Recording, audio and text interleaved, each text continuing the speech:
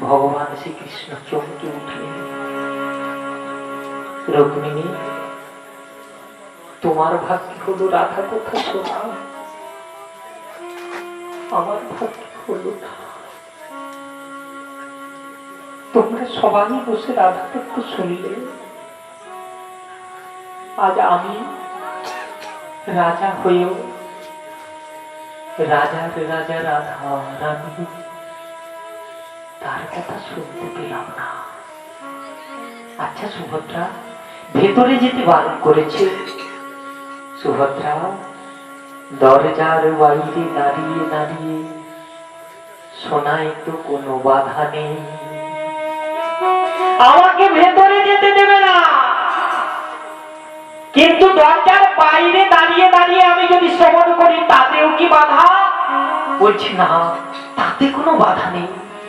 তাহলে এসো, আমরা যে 3 ভাই বোন মিলে আজ রাধা তত্ত্ব শ্রবণ করি।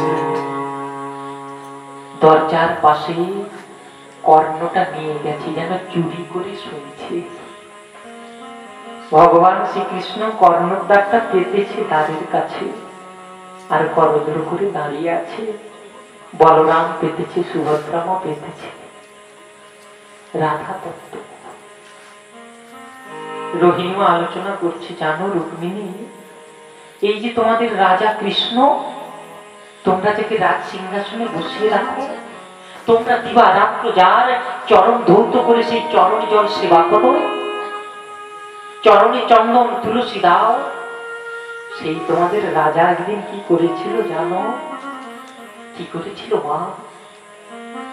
রাধা চরণ বক্ষে জড়াই ধরে, গঙ্গার জলে নয়, যে নয়ন জলে চরণ ধোয়া, নয়নে জলে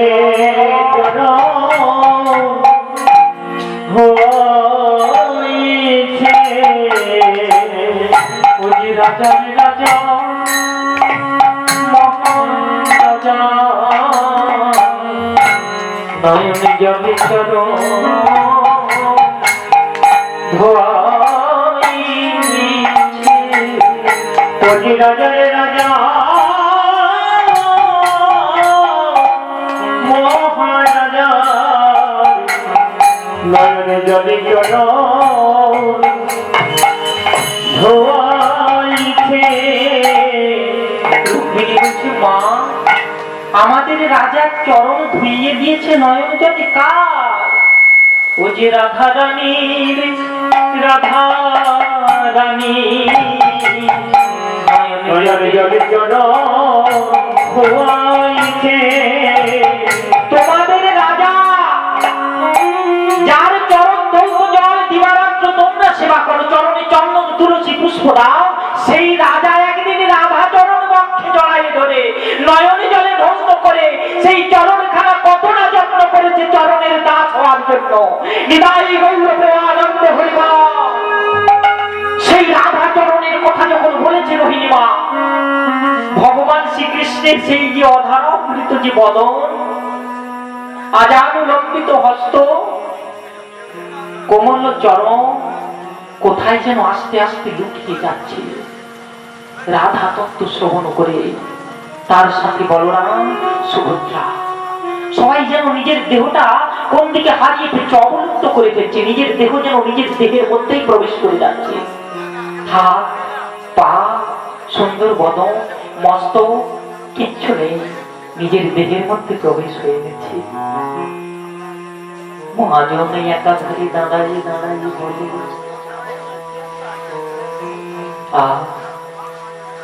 শ্রী রাধার মহিমাতে, ভালো করে শ্রবণ করে শ্লোকটা,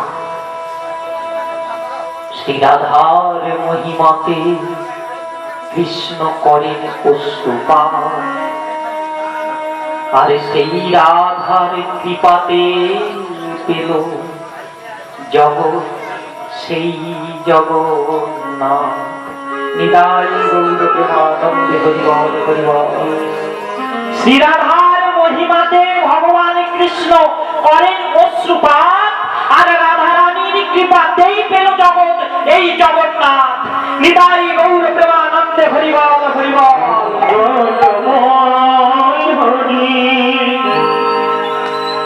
তুমি প্রভু নারায়ণ দিবনিশিত মনে করিব স্মরণ, দিবনিশিত মনে করিব স্মরণ। মঙ্গলময় হরি প্রভু নারায়ণ দিবনিশিত মনে করিব স্মরণ, দিবনিশিত মনে করিব স্মরণ।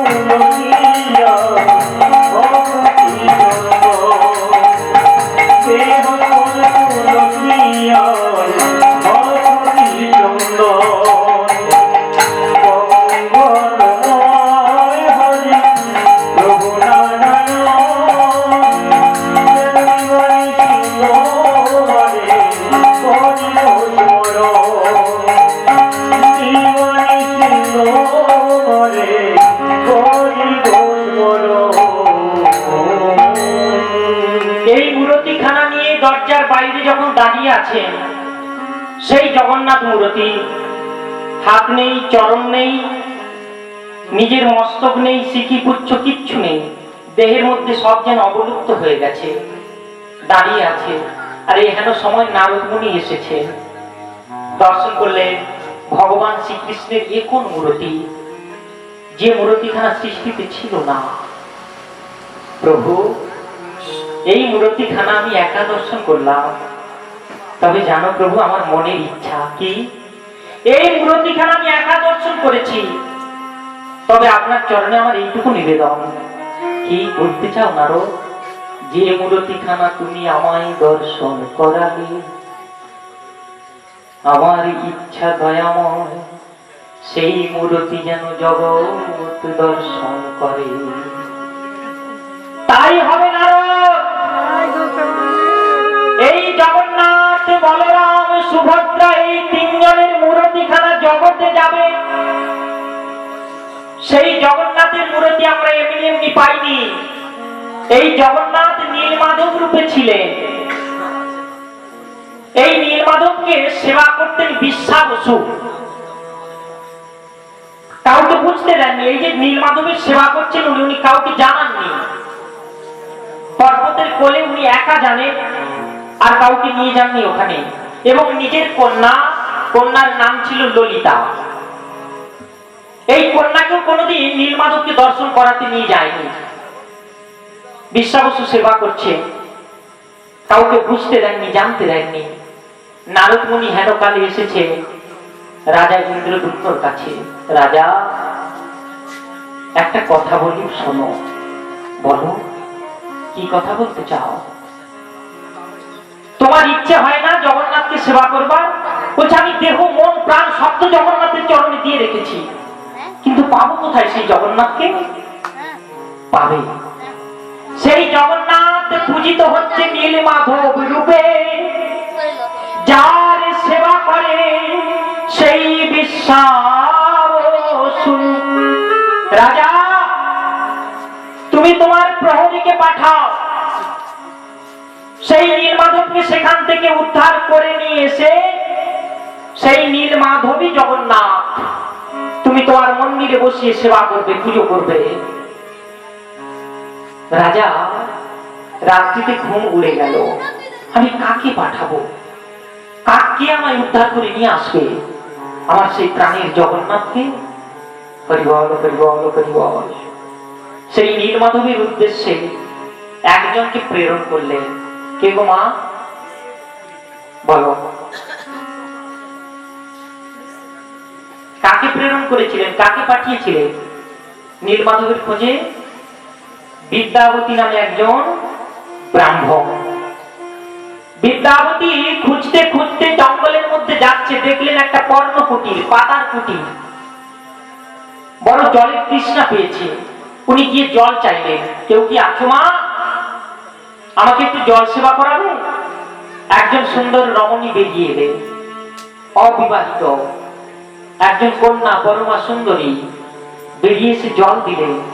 কে তুমি, তোমার নাম কি? আমার নাম ললিতা। বাবার নাম বিশ্বা বসু। তোমার বাবাকে দর্শন করাবে না? বলছে না, বাবা এই সময় বাড়িতে থাকে না। কোথায় যায় জানি না, বাবাজি কোথায় যায় তাও আমরা জানি না, আমাকে বলে যায় না। বিদ্যাবতীর মনে একটা প্রশ্ন হলো যে এখানে বেশ কিছুদিন থেকে গেলে হয়। উনি থাকলে এবং পরক্ষণে সেই ললিতার সঙ্গে, বিদ্যাবতী কিন্তু বাড়িতে স্ত্রী পুত্র সবাই আছে, বিবাহিত, দেখো বিবাহিত, তবুও সেই পরমা সুন্দরী রমণীর সঙ্গে বিবাহ করলেন। কেন? মনে প্রশ্ন ছিল, এই যে ওনার পিতা বিশ্বা বসু রোজ সকালে কোথায় যায় প্রভাতে, আমাকে এই বিষয়টা জানতেই হবে। আর জানতে পারার জন্য একটা স্থায়ী বাসস্থান দরকার, একটা সম্পর্ক পাতাতে হবে। তাই ওনার কন্যাকে বিবাহ করে ওখানেই থেকে গেলেন। আর জগন্নাথের কাছে ক্ষমা চাইলেন, জগন্নাথ তোমার জন্য যে অপরাধ আমি আজ করলাম তুমি নিজ গুণে ক্ষমা করো। আমি তোমার উদ্ধারের লাগি তোমার খোঁজে এসেছি গো, তোমার চরণে অপরাধ ক্ষমা করো। জগন্নাথের কাছে ক্ষমা চেয়ে ললিতাকে বিবাহ করে বেশ কয়েক মাস থেকে গেলে দেখলেন প্রত্যহ প্রভাতে উঠে শ্বশুর মশাই ফুল তুলসী নিয়ে কোথায় যেন চলে যায়। ললিতাকে বলছে, ললিতা তুমি তো আমার স্ত্রী, তুমি বলো না তোমার বাবা রোজ কোথায় যায়? ললিতা বলছে, দেখো স্বামী, আমিও জানি না, আমার বাবাও আমাকে ভুলে যায় না। ললিতা তুমি তো তোমার পিতার কন্যা, তুমি একদিন জিজ্ঞাসা করো তোমার পিতাকে। পিতাকে গিয়ে করজোড় করে ললিতা জিজ্ঞাসা করছে, বাবা কৃপা করে একটু বলবে রোজ প্রভাতে উঠে ফুল চন্দন তুলসী নিয়ে তুমি কোথায় যাও? ললিতা এই প্রশ্ন তো তুই আগে করিসনি। বাবা আমি তো তোমার একমাত্র সন্তান, তুমি আমাকে বলো না তুমি কোথায় যাও? নিশ্চয়ই তুমি অর্চনে যাও, পূজায় যাও, কোথায় যাও? আমরা শবর জাতি, আমরা তো পূজার অধিকারী নয়, আমরা তো ব্রাহ্মণ নয় যে রোজ ফুল তুলসী নিয়ে বেরিয়ে পড়বো পূজার জন্য, আমরা শবর। তাহলে তুমি ফুল চন্দন তুলসী নিয়ে কোথায় যাও? ললিতা তোরে আজ আমি বলবো, তবে এই কথা তোরে যখন বলছি এই কথা কাউকে বলবি না। বলো। করজোড় করে দাঁড়িয়েছে, দেখো নিবেদনটা কেমন। পিতা বিশ্বা বসু বলছে, ললিতা আমি যে রোজ ফুল চন্দন তুলসী নিয়ে যাই আমার নীলমাধবের সেবায়। নীলমাধব কোথায় থাকে তা বলবো না। তুই জানতে চেয়েছিস আমি কোথায় যাই, আমি সেটা বললাম। কোথায় থাকে আমি বলবো না। কেন জানিস ললিতা, আমি আমার নীলমাধবকে একা করে পেতে চাই, তার সেবা আমি একা করে করতে চাই, আমি কাউকে দেখাতে চাই না। জানিস ললিতা, আমার নীলমাধব যেখানে সেবা পূজিত হয় আমি প্রত্যহ যখন প্রভাতে গিয়ে দেখি সেখানে ফুল চন্দন তুলসী কারা যেন আবার অর্জন করে গিয়েছে। তো সেইটা দেখার জন্য আমি একদিন ওদের রাত্রি থেকে গেলাম। গিয়ে কি দেখলাম জানিস, নীল মাধব আমার দাদা আছে। আর কি দেখেছো বাবা, সেবা করেছি চতুরানন। চতুরানন? হ্যাঁ গো, ব্রহ্মা সেবা করছে, পূজা করছে। আর কি, ও যে মহেশ্বর অর্জন করেছে। ব্রহ্মা মহেশ্বর সবাই অর্জন করছে ওই নীল মাধবে। আমি দেখে চমকিত হয়ে গেলাম। নীল মাধব, আমি শুধু তোমায় একা সেবা করিনি, তুমি অজান্তে সেবা নাও। তবে জানো প্রভু, আমি তোমায় একা পেতে চেয়েছি, আমি কাউকে দেব না তোমার সেবার ভাব। তাই তো জগতে আমি কাউকে জানাইনি, আমি একা জানি। ললিতা, আজ আমি তোরে একা বললাম, তুই কাউকে বলবি না। ললিতা বিষণ্ণ বদনে বসে আছে। বিদ্যাবতী গিয়ে বলছে, হ্যাঁ গো, তুমি জিজ্ঞাসা করেছিলে বাবাকে? স্বামী, আমার বলতে ইচ্ছে নেই, বাবার বারণ আছে, তবুও তুমি আমার স্বামী, তোমার কাছে আমি কথাটা বলবো, আর কাউকে বলবো না। বলো ললিতা। জানো স্বামী, আমার বাবা নীলমাধবের সেবায় যায়। যখন শুনেছে নীলমাধবের সেবায় যায়, বিদ্যাবতী চমকে উঠলেন, আনন্দে নৃত্য করতে লাগলেন। রাজা, আজ আমি সন্ধান পেয়েছি জগন্নাথের, তবে এই জগন্নাথকে না নিয়ে আমি যাব না।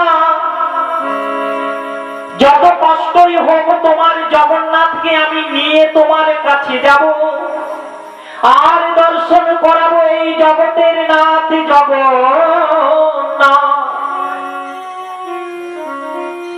ললিতাকে আরো বেশ কয়েকদিন যাওয়ার পর ললিতাকে বলছে, হ্যাঁ গো, তুমি তো বললে নীলমাধবের সেবায় যায়, কিন্তু এই নীলমাধব কোথায় থাকে, একবার আমাকে দর্শন করিয়ে নিয়ে আসতে পারো?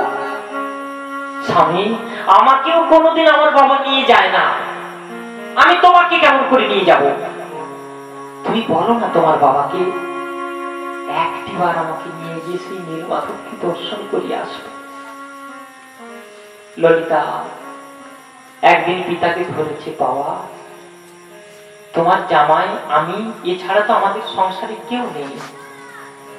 বাবা, একদিন কৃপা করে তোমার জামাইকে নীলমাধবকে দর্শন করিয়ে আনো না। ললিতা, এ কি কথা বলছিস তুই? তা হয় না, আমার নীলমাধবকে আমি কাউকে দেব না, কাউকে দর্শন করাতে দেব না। আমার নাথ আমারই থাকবে। চরণ যুগল জড়িয়ে ধরে বললেন, ললিতা বাবা, আমি আমার জন্য চাইছি না, আমার পতি দেবতার জন্য চাইছি, একবার নিয়ে যাও। কন্যার কথা ফেলতে পারলেন না। ললিতা, আমি যাওয়া তাকে নিয়ে যাব ঠিকই, তবে নয়নে বস্ত্র বেঁধে নিয়ে যাব। কেন? যে পথে নিয়ে যাব নীলমাধব দর্শনে, সেই পথ যেন আমার জামাতা দ্বিতীয়বার না চিনে ফেলে। আমি নয়নে বস্ত্র বেঁধে নিয়ে যাব, নীলমাধবের কাছে নিয়ে গিয়ে নয়ন থেকে বস্ত্রটা খুলে দেবো, নীলমাধবকে দর্শন করবে, আবার নয়নে বস্ত্র বেঁধে নিয়ে আসবো। কি গো, জামাইকে বললে? ললিতা বলছে, হ্যাঁ গো, তোমাকে তো নয়নে বস্ত্র বেঁধে নিয়ে যাবে। ললিতাকে বলছে, ললিতা, তাহলে কেমন করে আমি পথ চিনবো? আমি কেমন করে ফিরে আসবো? কেমন করে পরে যাব? ললিতা বলছে, জানো, সে পথ আমার কাছে আছে। কি বলতে চাও ললিতা? যাও, আমার পিতার সঙ্গে তুমি নীলমাধবের দর্শনে যাও, তবে যাওয়ার আগে একটা কাজ আমি করে দেবো, যাতে পরের বারে তুমি পথ চিনে চিনে যেতে পারো।